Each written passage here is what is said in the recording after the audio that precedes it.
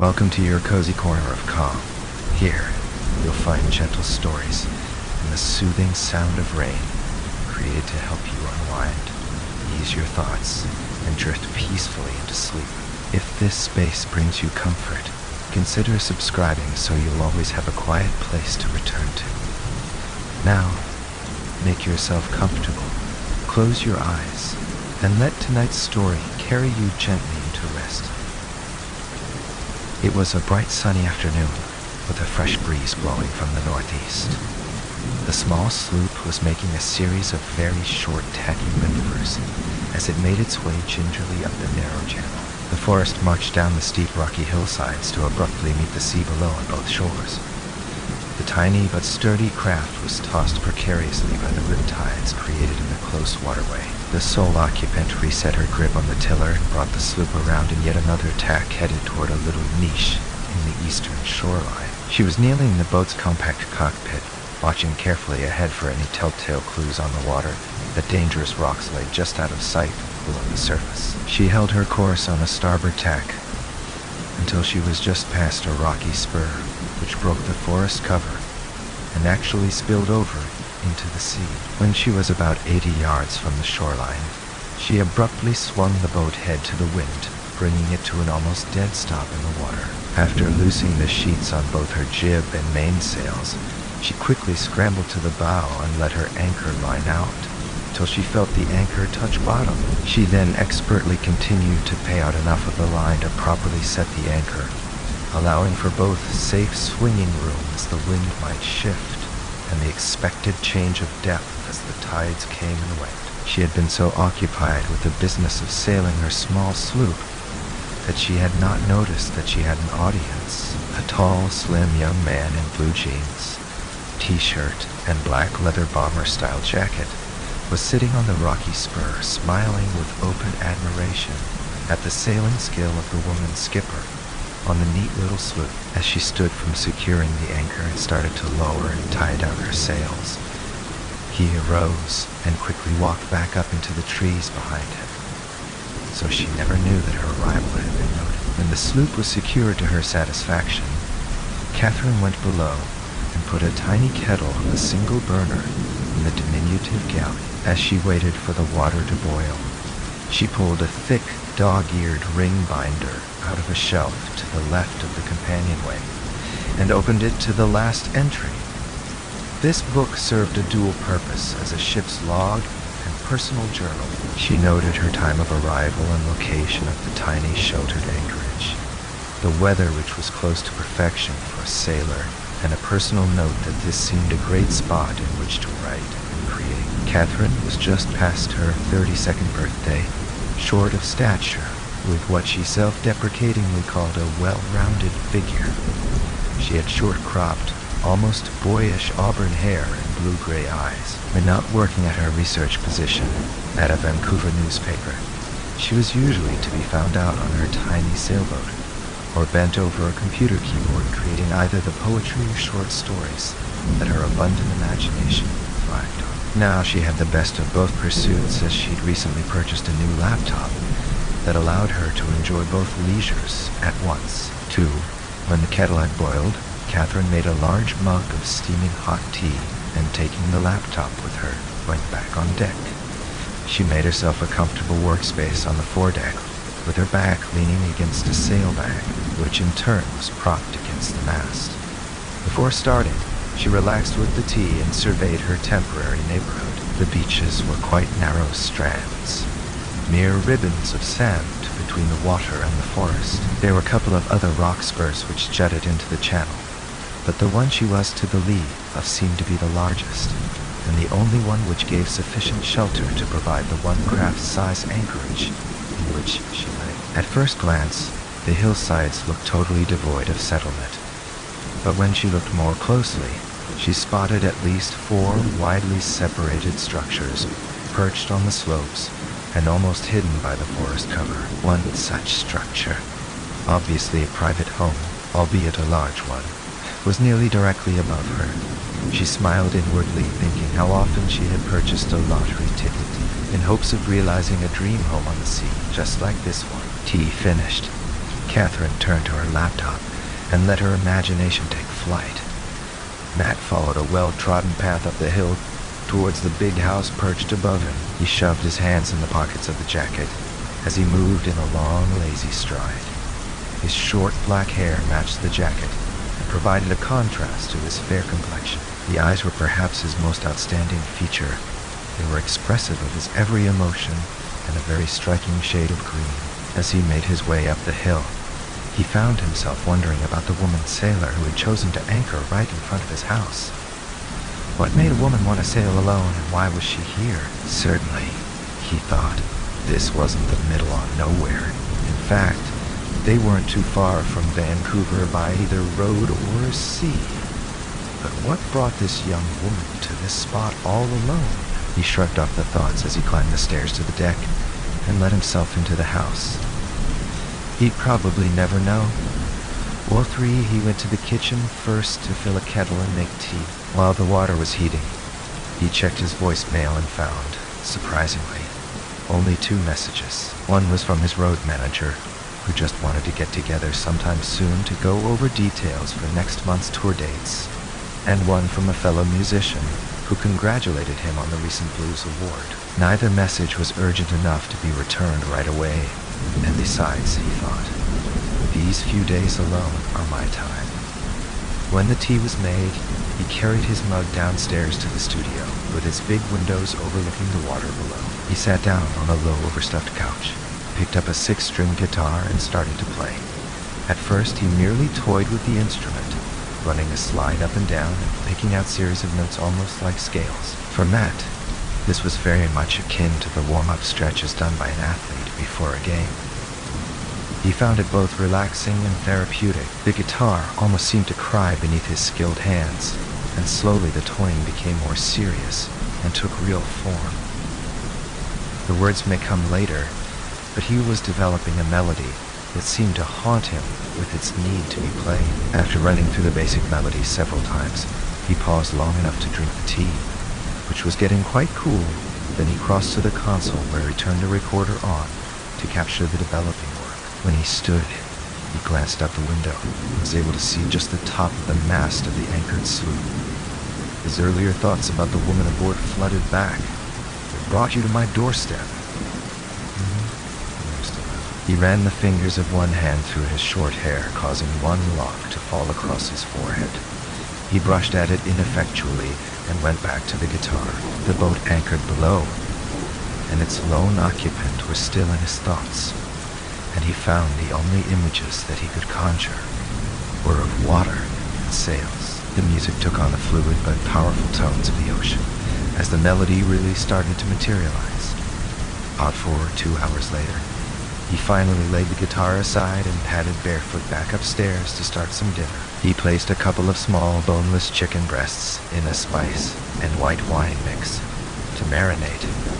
Then he took some brown rice from a canister to cook it. He would then stir-fry some vegetables, snow peas, onions, peppers, and broccoli, to add to the rice for a great side dish to the chicken. While the rice was cooking, he went across to the large upstairs windows, and his eyes were drawn again to the small boat below. He could see the whole boat from this vantage, but no one was on deck.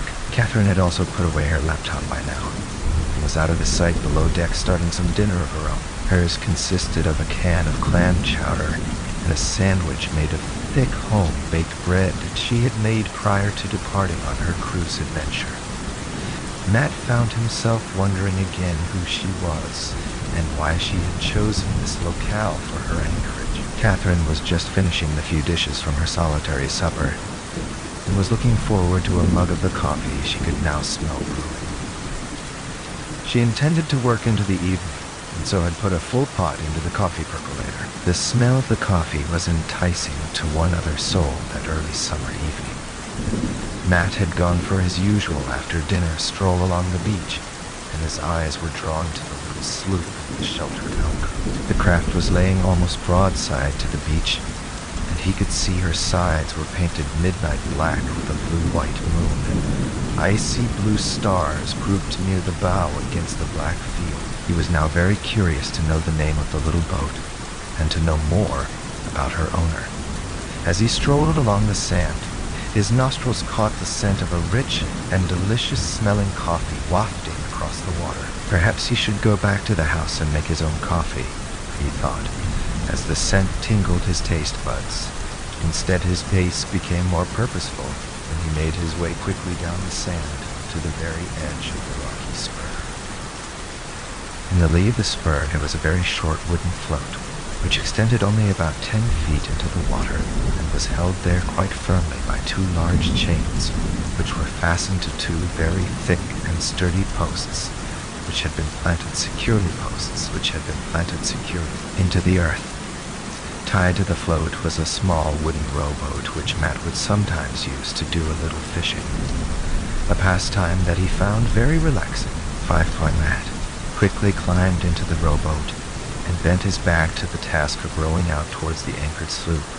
He glanced over his shoulders frequently as he pulled on the oars to ensure his course was true. The summer sun would not go down for another 2 hours, nearly, so he was not concerned about being on the water in the dark. He kept telling himself he'd just row around the sloop, give her a look, then maybe head down the shore to the next rock spur and back. After all, he reasoned, he could use the workout. The deck of the small sloop was empty, as Catherine was still finishing up her dishes. As Matt gave one last pull on his oars, he came alongside the sloop at her stern and got his first look at her name, painted on the same black field in the icy blue paint with stars to decorate it, were the words Blues and the Night in Vancouver, Canada in smaller script beneath it. Matt chuckled out loud with pleasure. What a great name for a neat little cruiser like this, he thought. Catherine jumped at the sudden human sound of Matt's chuckle coming from so close to her. She recovered herself and cautiously took 2 steps up the companionway, just enough to see around her. However, Matt's rowboat was low enough in the water that it was out of sight from this angle. Catherine moved right out on deck, just as Matt shipped his oars and called out, "Ahoy aboard, Blues," he called tentatively, then smiled when Catherine spun around towards the sound of his voice, and he got a chance to see the lady sailor up close for the first time. Catherine, for her part, was a little off balance by his sudden appearance in the midst of her solitude, but recovered her cool quickly. "Hi, you startled me. I was below and didn't hear you rowing." She was assessing the young man before her. He was very handsome, and a little growth of goatee and mustache gave him an almost bad boy look that she found somehow quite appealing. "Can I help you?" she asked, wondering just what he was doing here. Had he come from the house on the hillside, and was he who she thought he was, even in the casual jeans and turtle-necked shirt that he wore? She was almost certain of his identity. "Six and hi, I'm Matt. I live just there," he said, pointing up the house above them. "I don't have many visiting boats here. There's really only room for one very small boat, like's yours, so. Anyway, I smelled your coffee and was looking at your paint job. That's an awesome name." He wasn't quite sure what to say next, and so fell silent. "Thanks," Catherine said, smiling inwardly to herself. Yes, indeed, she thought. This was Matt Michaels, the blues guitarist. She had known that he lived somewhere just outside of Vancouver, but never dreamed of meeting him in quite this fashion. She continued, "I like the blues, and it seemed to work somehow, you know." Matt was boldly examining her as she spoke, and he liked what he saw. Even clad in an oversized sweatshirt and canvas cargo pants, she was still quite feminine, and her blue-gray eyes had a wonderfully deep and dreamy look about them like the stars on her boat. Catherine felt a scrutiny and became a little self-conscious. "So did you come to borrow some coffee?" she asked. He chuckled again, a rich sound that she thought suddenly made him seem older than she had at first guessed. She was trying to remember a recent article that the paper had run about him, but all she could recall for sure was he had recently won some sort of award. "Not really, but now that you mention it, I would sure love a cup," he smiled winningly. "We could just say this is a visit from the neighborhood welcome wagon.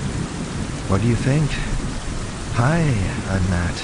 Welcome to the neighborhood." He winked at her and continued, "May I come aboard, Skipper?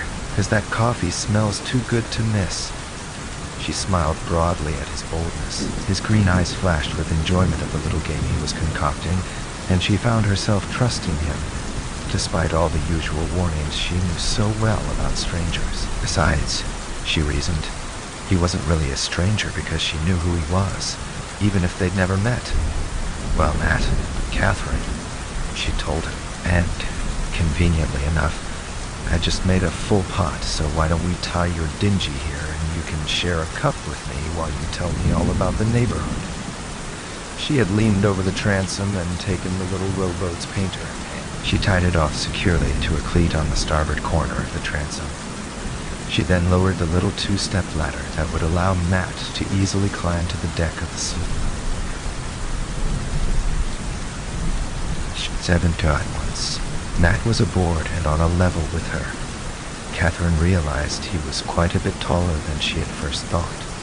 He was very slim, but beneath the fine features she could certainly detect a strength and solidity. Matt extended his hand, and they exchanged an almost formal handshake. Catherine was again conscious of his strength through the firm grip he took of her hand. He held the grip a little longer than necessary, and caught her eyes in his sparkling green ones. So it's official, Catherine, he solemnly pronounced. Welcome to the neighborhood. He broke into a boyish grin and added, Now, how about that cup of coffee? Catherine went below to pour the coffee. Matt made no move to follow her, but instead was examining the rigging and fittings of the sloop. He was very impressed with the tidy little boat. She was very well maintained, and every last line was coiled neatly, evidencing respect and care that her owner obviously felt for the craft. What are you taking yours? She called from below. Just cream, he replied. Is that cinnamon I smell too? Yes, it is.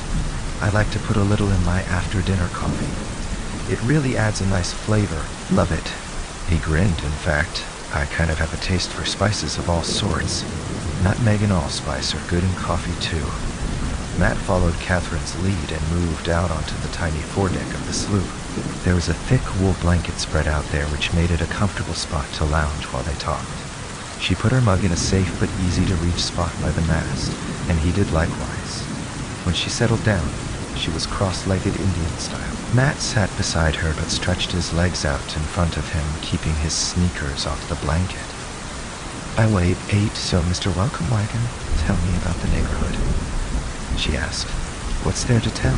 I live up there. There's a couple of other houses along the way there, but I've never met the neighbors. He shrugged. I'm not really home very much, and when I am, I'm usually working. But the scenery here is beautiful, and it's just good, you know. I know what you mean, Matt, she said, staring into the mug that she cradled in both hands. I love it out here, too. Whenever I get the chance to get away for a few days, I get out on the boat and just look for a quiet spot. So that's what brought you here today, he said softly. I saw you arrive this afternoon. You're a pretty good sailor, Kathy. You handle this little boat like a pro. His praise sounded quite genuine, and she looked up from the coffee and gave him a grateful smile. Thanks. She's a very forgiving little boat to sail, Catherine told him. I have been single-handing her for almost 4 years now, so we've kind of become used to one another. That's an interesting way to put it, he mused, kind of like the way I feel about my guitar. Sometimes I feel that it's simply a part of me. Music's great when it's like that. Music is the most fluid and alive of all the arts, she said with conviction. I've always surrounded myself with all kinds, but I think I'm most partial to the blues because they seem to come from closest to the soul. I listen to a lot of Stevie Ray, Eric Clapton, John Lee Hooker, and, too many to mention. Maybe even me now and then, he asked, with a twinkle in those green eyes. She felt a little heat rise in her cheeks with his words.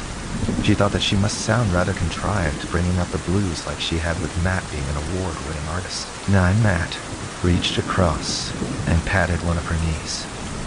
It's all right, Kathy. I know I'm not the only blues musician out there. There's a whole lot of really great ones, and I wasn't really expecting you to heap praises on me or anything. I really think it's great to meet anyone who loves the music the way you obviously do. He gave her knee one last squeeze before withdrawing his hand. I really must get to know your music better, she told him, though her mind was still focused on the hand which had come close to caressing her knee. Instead of a casual pat of reassurance, Matt took the last swallow of his coffee and placed the mug back against the mast. Well, in that case, I'll see that you get tickets to my next show. That coffee was superb. He stretched his arms above his head, clasping his hands together as he did so, then took a deep breath and started to rise. I should be heading back to the house. I'm trying to be more disciplined about working. Thank you for the coffee and the talk. It's been a pleasure. They both rose, and Catherine picked up both mugs as they made their way back to the stern of the vessel. Once there, Matt took the mugs out of her hands and deposited them safely on one of the cockpit seats. He turned and took both her hands in his, and she felt the electricity of his touch as his fingers played subtly on her palms. It was great meeting you, Catherine, he said softly. His green eyes caught her blue-gray ones, and she felt the intensity and passion that simmered just below his surface. Would you consider dining out tomorrow evening? I don't mean out exactly, but I'd be very pleased if you'd join me for dinner up at the house. Catherine's heart almost skipped a beat. The combination of his hands on hers and the deep, endless wells of his intense eyes were having an intoxicating effect on her. She managed to regain her composure and answered him with a smile. Oh, 10, yes. I'd like that very much. Catherine watched him as he made the short trip back to the little landing. After he'd tied the little dinghy back in its place, he looked back across the water and gave her a quick wave before disappearing into the trees. She went below and tried, unsuccessfully, to put the final verses on a poem about the wind and sea that she had started earlier in the day. Somehow Matt had managed in a few short minutes to totally sidetrack her. Catherine gave up the effort and decided to call it a night. She went up on deck to retrieve the blanket from the foredeck and recheck the anchor line. She glanced up at the sky, studded with the millions of tiny points of light not seen from the city, and marveled, as always, at the vastness. When she was back below decks, she pulled her journal from its shelf and sat down to sum up her day. But where to begin, she thought. This is a great little anchorage, just big enough for blues and no one else. But now there is someone else. Who would have guessed I'd anchor right in front of Matt and Michael's house? My God! But he's gorgeous! I can't believe he was even here. Seems like a dream. Get a grip, girl. He's just a guy. Dinner. What is that? Probably has his own cook up there in that big house. Well, maybe I'm not being fair. I hardly know him. But when he touched me, above her in the house on the hill, Matt played on into the late evening, running endless tunes through his head, trying to play away his tension. He kept reviewing his encounter with Catherine, trying to figure out just where and when it changed from idle curiosity to, what was it now? Infatuation? She was quite different from the kind of women he was used to meeting. Good Lord, though, he mused. She really was pretty, in a very appealing tomboy kind of way. What would tomorrow bring? 11 say he put down the acoustic guitar he had been playing. Instead, he picked up the Fender Stratocaster, turned on the amp and let loose with a heart-rending, gut-twisting slow blues solo that left him finally drained both physically and emotionally. Matt crossed his bedroom to the window which looked out over the water. There was no moon, so the night was profoundly dark here away from the city lights, but he could see the little anchor light glowing brightly from the top of the mast of blues in the night. The sight seemed to reassure him, and he sprawled across the big bed and slept. Catherine didn't bring much in the way of clothing with her when she sailed, except the practical and serviceable shirts, sweatshirts, and canvas pants that wore well for the kind of physical activity that sailing required. But she had come straight from the office to the marina on this trip, so she had the dressy blouse that she had worn with her business suit that day. It was a very summery mint green, and would look just fine with her blue jeans for a casual dinner date. She made a quick and effortless trip to shore in her Zodiac inflatable with its small outboard motor. Matt was waiting there on the landing, this time helping her tie up the little craft. He then extended a hand and helped her out onto the float. "I'm so glad you decided to join me," he said. "I don't get a chance to cook for a beautiful lady every day." Catherine recalled her musings of the previous evening about a cook, and felt the heat rise a little in her cheeks. She smiled up at him. "I'm looking forward to it. Thanks for asking me." He moved off the little landing, and she followed his lead up the pathway through the trees to the house. The path climbed quite steeply in places, and several times he took her hand in his to guide her in the tricky footing. Each time he held her hand, images flooded her mind of those hands holding her much more intimately, and she wondered if somehow he sensed her imaginings. 12. They climbed a short, wide wooden staircase at the side of the house which brought them up to a spacious deck. Matt opened the double French doors and ushered her into the house. To her left was a dining area with a small round wooden table and 4 comfortably cushioned captain-style chairs. He had draped the table with a fine white linen cloth and added a single tall blue taper candle to the center. He really was trying to impress, she thought. To the left was a large living area with floor-to-ceiling windows at the far end of the room looking out over the water. Catherine was drawn to them immediately. "The view is spectacular," she told him. He had crossed to the kitchen and now came back across the room with 2 wine glasses in hand.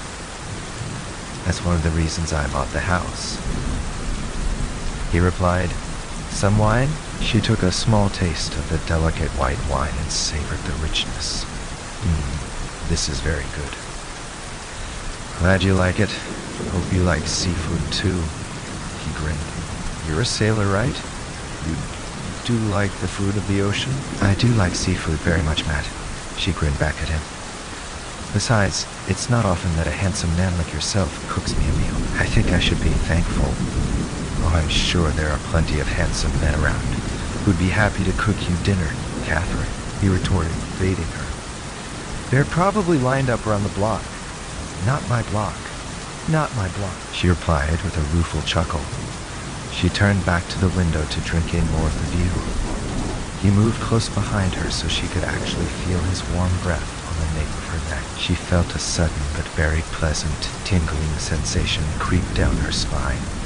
He put one hand across her shoulder, pointing across the water to the south and west. Her eyes followed the direction he indicated, but the rest of her senses were on the contact map between them. 13. When you came up the channel, did you see the rocks way down there on the other shore? There's always a big group of seals there." He asked her. "Yes, I remember them well. They sure were noisy." Catherine laughed a little nervously. Matt had dropped the hand that was pointing, but made no move to break the contact between them. "The fishing's really great just around there." "Those seals know what they're talking about," he laughed. "Come on, let's eat." With one arm around her shoulders, he led her back across the room and then pulled out her chair to help her get seated. The sun had all but gone, so the candlelight made beautiful patterns on the wall of the room as they began to die. He had made a light salad of romaine lettuce, almond slivers, and raisins in a wine vinegar dressing to start. Catherine was quite surprised and found herself reassessing her opinion of him quite drastically. For the main course, he brought out shrimp and crab meat which were served on a bed of fettuccine with a rather delicate Alfredo sauce. The meal was totally tantalizing, and the wine complemented it perfectly.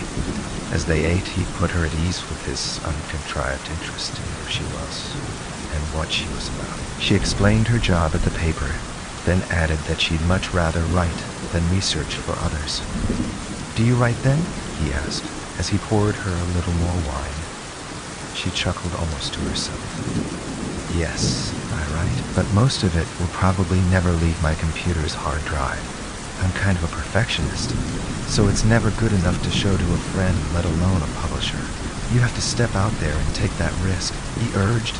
"It's like my music. You just reach a point where even if it isn't perfect, you commit to it, record it, and move on. That's a great philosophy, Matt, she said softly.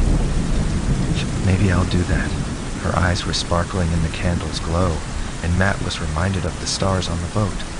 All 14, you have stars in your eyes, Kathy, he told her. I have a star across the table. She quipped back and giggled. His laughter mingled with hers, and he reached across the table and gently took the wineglass from her hand. He then took her hand in both his, caressing it softly from the inside of her wrist to her fingertips. She trembled a little as the sensations of his touch traveled with electric speed to her core. Your hands are so soft and small, he marveled, thinking of his first impression of her as she sailed the little sloop so expertly, all alone. Would you let me read some of your writing someday? He asked. I'm not as intimidating as a publisher might be. I could, I suppose, Catherine said quietly. I will think about it, Matt. It's a kind offer. He released his hold on her hand and smoothly started to clear their empty plates from the table. I'm not a harsh critic at all, he reassured her. I'm awestruck by anyone who can express themselves in writing. Catherine took a deep breath and another short sip of her wine. Is it the wine that's going to my head, she thought. All she wanted was for Matt to touch her, take her hand again. Instead, he merely put his head around the corner of the kitchen doorway. Hope you like strawberries, he announced. Dessert too, her surprise evident in her voice. Thank you. I love strawberries. They are one of my favorites. He returned with the strawberries, sliced and served with ice cream and whipped cream. As he placed the bowl before her with a flourish, she became quite conscious of his closeness and fought an urge to reach out for him. Matt sat down again, stretching his long legs out beneath the table and folding his hands together across his stomach. At 15-2, you're not having strawberries? She queried, noticing that he brought only the one bowl. I thought perhaps you might share one or two of yours, he told her, his green eyes twinkling in the candlelight. She lowered her eyes quickly from his, feeling a certain heat rise in her cheeks. Sure, she whispered. She spooned out a mouthful of the fruit, and cream extending her arm towards him. Matt took the proffered spoonful, leaning forward toward her a little, but not altering his comfortable stretching posture. Catherine had to slide her chair closer to his to reach his mouth safely. That's good, Matt murmured, and she wasn't sure if he was referring to the strawberries or not. She took a spoonful of the fruit herself and savored the taste. Yes, they are good, she agreed. When she again extended her arm to feed him another spoonful, he unclasped his hands and grasped her wrist very gently. He extended one finger to caress the inside of her wrist again as he took the fruit into his mouth. Very good indeed, he stated quietly. He rose and crossed to the big windows with his back to her. She was taken aback by his sudden departure, which left her with feelings that were all mixed up. Catherine toyed with the rest of the fruit and ice cream in the bowl, watching Matt back as he gazed out the dark windows. After a couple of more mouthfuls, she laid the spoon aside and wiped the corners of her mouth with her napkin. His voice, when it came, startled her. Had enough? He asked, without turning around. It took her a second to realize that the darkness outside allowed him to see her reflection without turning. Yes, thanks, Matt. It was delicious. She crossed the room to where he stood, but stopped one pace short of being right at his side. She extended one hand and touched his shoulder. 16, Matt. What are you thinking? He turned towards her, all smiles, but the green eyes had a much heavier emotion apparent in their half-lidded sultry look. She found herself drawn into them like a moth to a flame. I was thinking how strange it was that you came and anchored right here, he said. He grasped both her wrists in his and pulled her towards him. She came willingly and found herself cradled against his chest. You're so completely unlike anyone I've met before. He had not released his gentle hold on her wrists until he had guided them comfortably to hold him around his waist. When he did let go, he again gently caressed her with his fingertips. Catherine drew in a breath and wondered would it be her last.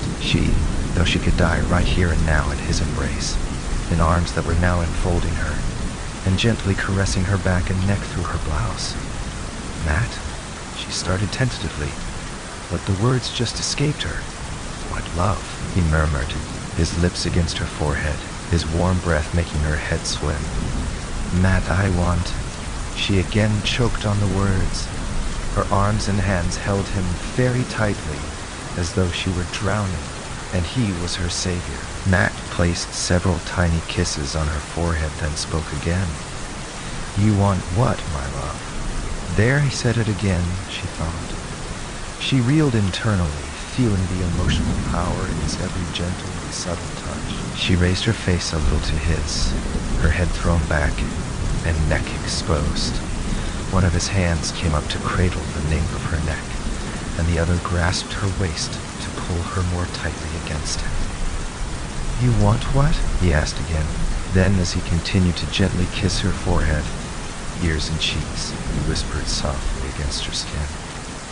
You want me to kiss you some more, like this, or perhaps this, he chuckled. But it was a soft and very kind sound. His lips nuzzled against her ear. He spoke again. May I tell you what I want? He asked. Yes, came her tiny voice. Her whole body now tingled with the intimacy of every contact between them. She longed to tell him how much she wanted him right now, but speech was near impossible. Oh, 17 again. His voice softly caressed her senses. I want to make love to you.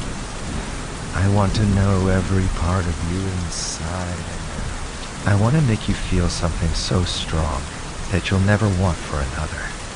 I want you to cry out my name, and I want you to know that I will cherish you. Do you want me to do those things to you? His lips were still brushing her cheek and ear as he spoke these words. Her senses reeling, she could barely stand. Tears stung her eyes, and her cheeks burned with the heat of her desire. Matt, She faltered again over the words. But then his eyes caught hers, and she saw herself reflected there in his desire. I want you, she whispered simply. Make love to me, Matt. His mouth bent to hers then, finally, and she parted her lips and welcomed him. Below them, outside the windows, was the soft glow of her anchor light beacon, and across the room the candle guttered and went out.